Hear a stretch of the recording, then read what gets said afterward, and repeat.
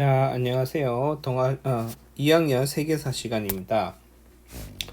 어, 일단 요거 댓글을 한번 여러분들 쓰는 댓글을 한번 읽어봤으면 좋겠는데 같이 이게 시간이 많이 잡으면 요 댓글 읽는 것만 촬영하고 끊고 수업 영상을 찍을 것이고 수업 이게 뭐 시간이 그렇게 많이 안 잡아 먹으면 요거 읽고 이어서 하도록 할게요. 먼저 2학년 1반 댓글이에요. 2학년 1반 일본사 나오고 송나라 이제 처음에 했던 그 수업의 댓글인데 다는 못 읽어보고 선생님이 밑줄 쳐놨는 것들만 몇 개 읽어봅시다. 누가 했는지는 가리고 2학년 1반인데 보면 요게 이제 전년의 맥락에 대한 내용입니다.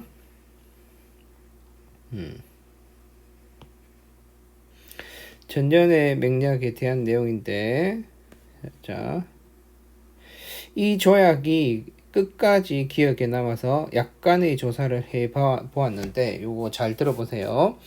요 사회에서는, 요 나라의 역사서예요. 요 사회에서는 전쟁이 요 나라의 일방적 승리로 이어지다가 송나라의 간청을 받아들여 화평을 교섭하게 된 것처럼 나와 있다. 이건 이제 요 나라 입장에서 쓰는 거겠죠. 요 나라의 역사서니까. 송사에서는 송나라의 역사서입니다. 요 나라가 공격했으나 송나라에게 도리어 밀리자 화평을 구걸한 듯이 적혀 있다라고 합니다. 그러니까 동일한 역사적 사건인데 양쪽이 완전 그 분위기는 다르게 쓰고 있습니다. 그리고 조약의 내용은 송은 요에게 막대한 세패를 지불해야 한다는 내용이 있었는데 거기서 이렇게까지 해서 형이란 말을 듣고 싶은 건 알겠는데 매년 저렇게 지불을 해야 한다면 재정이 없어져서 나라가 망할 수도 있지 않을까라는 생각을 했다라고 합니다. 이런 부분들 이 친구가 지금 전년의 맹이라는 수업을 듣고 이렇게 조사한 내용들 이거 매우 우수합니다. 이런 것들은 엄청 잘한 것이고 그 다음에 또 그 내용을 보면서 이렇게 생각했다는 거 엄청 우수한 학생입니다. 하지만 조사 결과 이것도 조사를 했어요. 이 친구는 조사 결과 요에게는 그 돈이 많은 가치를 가졌지만 그러니까 요 나라한테는 송나라가 주는 그 엄청난 세패가 큰 돈이었다는 거죠. 하지만 송에게는 전쟁 비용의 100분의 1에 불과했다라는 연구 결과가 있다. 연구 결과니까 정확한 사실은 아니지만 대체적으로 이러한 의견이 존재한다라는 것이죠. 그러니까 쉽게 이야기해서 송나라 입장에서는 전쟁을 통해서 나가는 돈이 세패를 엄청 아무리 많이 준다고 한들 그렇게 나가는 돈보다 훨씬 더 전쟁 비용이 많았다라는 거입니다. 대단히 의미 있는 댓글을 썼다라고 할 수 있어요. 자, 그 다음 댓글 보면 이제 송나라 조광윤의 정책에 대한 거죠. 보통 건국시에는 왕권 강화 정책을 펴더라도 현실적이거나 효율적인 정책들로 나라를 안정시키는 줄로만 알았는데 초기부터 불안한 나라도 있다는 것을 깨달았다. 그래서 대체로 현실적이거나 왕권 강화를 아무리 한다 해도 오버해서 하지 않는다는 거죠. 근데 이 친구가 느끼기에는 조광류는 너무 오버했다라는 겁니다. 왜 오버했을까? 라고 생각한다면 대체로 선생님이 생각하기에는 트라우마가 있지 않았을까? 누구에 대한 트라우마? 절도사에 대한 트라우마. 그렇게 본다면 선생님 수업을 쭉 들어봤다면 그 다음에 교과서를 한번 읽어봤다면 충분히 조광류는 그 당시에 절도사에 대한 트라우마를 가질 수 있을 법한 삶을 살았다라고 보여지는 거죠. 또한 요와의 전쟁에서 전년의 맹을 체결하였다는 것을 알게 되었다. 이로 인해 송이 매년 세패를 지불하였다는데 전쟁을 계속하다가 상황을 더 악화시키는 것보단 좋은 방안이었다고 생각한다. 앞에서 봤던 요 내용과도 거의 일맥상통하는 내용이죠. 하지만 막대한 돈을 주는 입장임에도 불구하고 굳이 명예를 내세우며 자신을 형으로 섬기려 하는 것이 그만한 가치가 있는지 모르겠다. 이 친구는 이런 생각을 했다는 겁니다. 그래서 일반에서는 요 두 개의 댓글이 볼만했어요. 그리고 두 개 댓글, 특히 위에 있는 이 댓글은 엄청 잘한 겁니다. 2반은 일반보다는 한 개의 댓글이 더 많아요. 세 개 정도를 보면 될 것 같아요. 자, 첫 번째 댓글을 좀 봅시다. 정묘법과 시역법, 즉 왕안석의 신법에 대한 내용입니다. 정묘법과 시역법 같은 경우는 대출의 개념인 거죠. 소상공인 대출하고 똑같다고 보면 돼요. 개념으로 흔히 많이 쓰이는 방식이죠. 지금까지도. 근데 균수법과 모욕법을 보면서 이거 왜 이럴까라고 생각했대요. 오랫동안 생각해 보았대. 그 다음에 농민에게 면역전을 받고, 즉 모욕법을 이야기하는 거죠. 면역전을 받고 그 돈으로 실업자를 고용해서 역을 담당하도록 하는 것. 이것도 정말 굳이라는 생각을 많이 했대요. 이 모욕법에 대해서도. 굳이 농민에게 면역전 받아서 그 돈을 실업자를 하도록 하는 것은 그렇게까지 할 필요가 있을까라는 거죠. 비싼 물건을 구매해서 그 물건을 구하기 힘든 지역에 싼 가격으로 파는 것에 대해서 처음에는 왜라고 생각했답니다. 요거는 균수법을 이야기하는 거예요. 선생님이 제 기억으로는 균수법의 내용을 이렇게 구체적으로 이야기를 해줬던 것 같기도 하고 잘 모르겠네요. 안 해줬는데 이렇게 적었다는 건, 만약에 안 해줬다면 이렇게 적었으면 이 친구는 이걸 찾아본 거겠죠.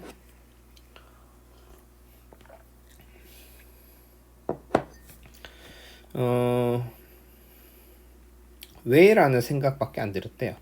근데 자꾸 생각하다 보니까 뭐 실제로 자꾸 생각해봤는지 안 해봤는지 모르지만 어쨌든 이 친구는 이렇게 적었습니다. 그래서 자꾸 생각하다 보니까 이 정책 또한 깊은 뜻이 숨겨져 있다는 걸 알았답니다. 뭐냐? 우선 왕안석의 신법은 나라의 재정난을 극복하는 것도 목적이 있지만 그것보다는 농민과 소상공인에게 포커스를 훨씬 더 많이 둔 정책이었다라는 거죠. 평범하게 균전 체제로 돌리거나 싼 물건을 비싼 값에 팔아서 이윤을 극대화하는 방법도 충분히 재정난을 극복할 수 있는데 굳이 이렇게 여유가 있는 농민들에게 조금의 돈을 얻어서, 즉 면역전을 이야기합니다. 돈을 얻어서 삶을 구제받아야 할 필요성 있는 사람들, 즉 실업자를 이야기하죠. 그들을 위해서 사용하고, 이게 이제 모욕법입니다. 그다음 해당 지역에서 구하기 어려운 물건을 다른 지역에서 구입해 와서 백성들의 삶의 질을 높이는, 즉 균역법을 이야기하는 것이죠. 앞에서 이 친구가 처음에 이해가 안 되었을 때 균역법과 모욕법을 표현하는 방식과 이 친구가 한참 생각하고 나서, 그리고 나서 균역법과 모욕법을 표현하는 방식을 우리가 좀 봐둘 필요가 있어요. 그래서 조금 더 어떤 법규에 대해서, 그 제도에 대해서 사실이건 아니건 이 친구 나름대로 이것의 본질은 이것이구나라고 생각하고 난 뒤에 그 본질에 맞춰서 다시 이 사실을, 즉 균수법과 모욕법을 재해석한 겁니다. 밑에 거는. 그래서 해석하기 전과 해석하기 이후의 표현 방법을 눈여겨볼 필요가 있죠. 해당 지역에서 구하기 어려운 물건을 다른 지역에서 구입해 와서 백성들의 삶의 질을 높이는 등 백성을 위주로 꾸며진 정책임을 느꼈다 라고 합니다. 왕이 오로지 나라의 부국을 위해서 실시한 정책들로는 안 보인다는 거죠. 나라도 부유해지고 백성까지 부유한, 한마디로 두 마리의 토끼를 한 방에 잡으려는 현명한 정책이었다는 것을 느꼈대요. 이 왕이 실제로 그렇게 현명하지는 않았어요. 그렇지만 또 그렇게 무식하다라고 이야기하지도 않고, 어쨌든 그것이 사실이건 아니건 이 친구가 이렇게 생각을 했다는 게 중요한 겁니다. 그리고 이렇게 해석을 한 거죠. 물론 개인적인 생각일 수도 있지만 다른 왕들에 비해 정말 괜찮은 사람이구나라는 생각이 자꾸 들었습니다. 한 공동체를 이끌어가는 한 사람의 가치관과 생각, 그리고 무엇을 중요시 여기는가에 따라서 펼쳐지는 정책의 성격이 확연히 다르게 나타나고 그 과정과 결과 또한 확연히 다르게 나타난다는 것을 제대로 느꼈습니다. 여기서 절도사를 늘려서 나라를 거의 망하게끔 만들어버리는 정책, 즉 당나라의 대외 정책 중에 하나였죠. 결국 그 정책으로 인해서 당나라가 망했습니다. 백성들의 삶을 먼저 생각해서 삶의 질을 향상시키고 그들에게 적정 세금을 받아서 국가 재정까지 확보하는 이 두 가지를 동시에 수행할 수 있는 정책도 있는 거죠. 즉, 이 친구 말대로라면 지도자가 왕이라는 황제가 어떠한 생각을 가지느냐에 따라서 이렇게 한 나라를 멸망시켜 버릴 수도 있고 또는 한 나라의 백성들이 이렇게 삶의 질이 올라가고 국가의 재정도 회복될 수 있는 이런 정책을 펼 수도 있다는 겁니다. 한 가지 문제에 부딪혀 어떻게 해결해야 할지 고민할 때 어떤 식으로 해석해 나가고 어떤 식으로 해결해 나가야 하는지가 이렇게 중요한 일인 것을 다시 깨달았습니다. 그리고 백성을 먼저 생각하고 사랑하는 것이 부국강병의 지름길이며 건널목이 된다는 것 또한 다시 깨닫고 갑니다. 이렇게 표현했어요. 매우 잘했죠, 이것도. 자, 두 번째 댓글 봅시다. 송의 건국 당시에는 절도사의 힘이 강하고 왕권이 매우 약한 상태였기 때문에 왕권을 강화시키는 것이 최우선이라고 생각했다. 문치주의를 채택하여 절도사 즉 군인의 힘은 약화시키고 문인에게 권력을 주었는데 혹시나 당나라 때처럼 군인의 세력을 약화시키려다가 요 부분도 요 부분도 나름 의미가 있죠. 즉 이 친구는 이제 문치주의에 대해서 생각했는데 문치주의를 채택해서 절도사를 약화시키고 군인 힘을 약화시키는 것은 그리고 문인에게 권력을 주는 것. 우리가 흔히들 송태도 조광윤의 문치주의 하면 군인 절도사의 힘을 약화시키는 것만 생각하는데 이 친구는 한 단계 더 나갔어요. 근데 혹시나 당나라 때처럼 군인의 세력을 약화시키려다가 참고로 당나라 때는 군인의 세력을 약화시키려고 했던 적은 없습니다. 근데 그게 중요한 거 아니에요. 아니라 그게 중요하다면 선생님이 이 부분을 지우고 여러분들한테 이야기 안 했겠죠. 그게 중요한 게 아닙니다. 이 친구는 이렇게 본인만의 생각을 하고 본인만의 생각을 이렇게 글로 재생산하고 재해석했다는 게 아주 중요한 겁니다. 여러분들에게 정확함을 요구하는 것보다 정확함은 책을 찾아보고 인터넷 찾아보고 책 보고 읽으면 돼요. 그런데 이런 식의 생각은 인터넷을 아무리 찾아도 그건 남의 생각이고 책을 아무리 읽어도 그건 남의 생각일 뿐이에요. 본인이 이렇게 생각하고 그런 자료들을 토대로 재생산하고 이렇게 재해석할 수 있는 것 이것이 진정으로 중요한 겁니다. 혹시나 당나라 때처럼 군인의 세력을 약화시키려다가 되려 문인의 세력이 커져서 다시 반란이 일어나는 것이 아닐까 하는 걱정이 들었다. 즉 그래서 이 친구는 문치주의를 채택하는 것은 절도사의 힘은 약화시키지만 오히려 문인의 세력이 커져서 다시 귀족과 같은 정치 권력의 독점화 현상은 일어나는 것이 아닐까. 그래서 왕권이 오히려 약화되는 거 아닐까. 이까 생각이 미쳤다는 거예요. 근데 그렇게 생각하고 보니까 다행히도 태조가 즉 조광윤이 문인의 권력을 집중시키지 않기 위해서 문인의 숫자를 늘리고 또 황제의 독재권을 강화시킨 여러 가지 조치들을 취했다는 것에 걱정이 사라지고 알아서 유연하게 잘 대처했구나라는 생각이 들었다라고 이야기하고 있습니다. 이어서 보면 요 밑에 보면 중국과 한국의 위기를 이겨내는 이 친구 이제 요 보면서 이러한 정책들에 대해서 또 다른 이야기를 했어요. 또 한국의 숙종 때에 있던 여러 가지 정책들도 같이 비교하면서 이야기했습니다. 그리고 이제 제일 밑에 본인의 생각을 밝혀요. 중국과 한국의 위기를 이겨내는 정책들을 보니 높은 직책이나 권력을 가진 어떤 귀족이나 지방 세력도 호족, 그러니까 보니 정책들을 보니까 왕이 하는 어떤 정책들을 보니까 중앙 정부에서 높은 직책이나 권력을 가진 귀족, 높은 직책이나 권력을 가진 이랑 귀족이랑 거의 동의어입니다. 그래서 그냥 귀족이나 지방 세력 즉 호족에게만 좋은 어떤 이익을 주는 그런 정책을 하면, 즉 권한인데 권력을 주면 안 되고, 그들을 믿고 따르는, 즉 왕과 중앙 정부를 믿고 따르는 백성들에게도 최소한의 권리를 주어야 한다고 생각이 들었다라는 거죠. 맞아요. 이거 아주 중요한 이야기예요. 이 고대 정치사나 지금의 정치사나 이런 정치사를 이해할 때 가장 기본에 밑에 깔려야 하는 생각입니다.